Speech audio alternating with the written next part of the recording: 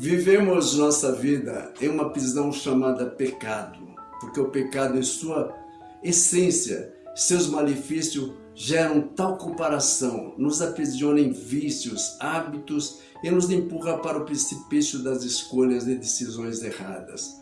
Gotas de esperança, prisão do pecado. Mas temos o maior dos alentos à nossa disposição, a chave dessa prisão chamada Jesus Cristo, nosso Redentor e Salvador.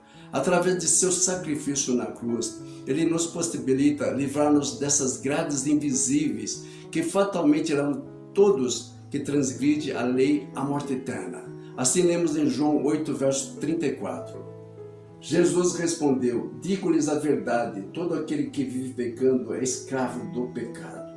Sim, amados, o pecado escraviza, acorrenta os erros e circunstâncias por detrás das grades do pecado. É muito forte dizer isso, mas é exatamente isso que ocorre desde os primórdios, quando nossos primeiros pais transgrediram a lei de Deus através da desobediência, conquistaram o direito à prisão do pecado.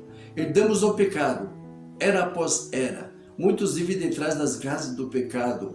O homem atualmente vive uma nova fase de mudanças drásticas que inclui uma distorção de valores através de uma pseudocultura, habilidades e domínio de novas tecnologias, das quais, quando utilizadas erroneamente, certamente afeta todos os níveis da vida, altera padrões e comportamentos. O mundo atualmente está se amoldando a essas alterações, tanto que há certo tipo de pregação evangélica que já se adaptou a ela, onde o homem se coloca acima de Deus. É um tempo onde o que se faz é estabelecer que não existe uma verdade a ser encontrada, não existe o bem ou o mal, nem existe o belo e o feio, tudo é relativo. É o ideário de muitos detrás das grades do pecado. Amados, a doutrina do pecado é uma das mais importantes da fé cristã, pois ressalta a condição que o homem está em função do pecado.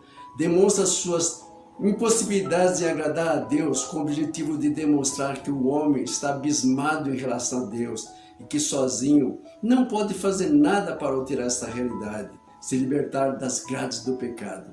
Assim lemos em Romanos 6, verso 23.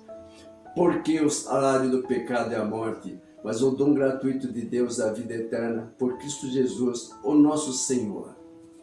O pecado produz malefícios de toda a natureza, impossibilita as pessoas que praticam o mal vislumbrar a graça divina de Deus, a vida eterna em Cristo Jesus. Sabemos que o pecado escraviza e prende a pessoa, como também que temos Jesus Cristo como nosso libertador da prisão do pecado. Portanto, agora já não há condenação para os que estão em Cristo Jesus, porque por meio de Cristo Jesus, a lei do Espírito de vida me libertou da lei do pecado e da morte. Romanos 8, verso 1 a 2. Queridos amigos e irmãos, pecado não é só fazer o que é errado, mas deixar de fazer o que é certo. Portanto, pense nisto. Quem sabe que deve fazer o bem e não o faz, comete pecado. Tiago 4, verso 17. Importante sabermos que o pecado se origina na mente, conforme lemos em Tiago 1, verso 14 a 15.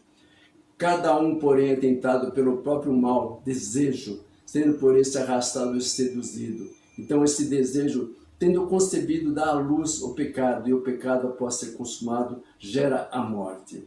Importante termos em mente que nem tudo está perdido. Temos a oportunidade de nos encontrar através da conscientização de que o primeiro passo para nos libertar das grades do pecado é o perdão, é admitir o erro.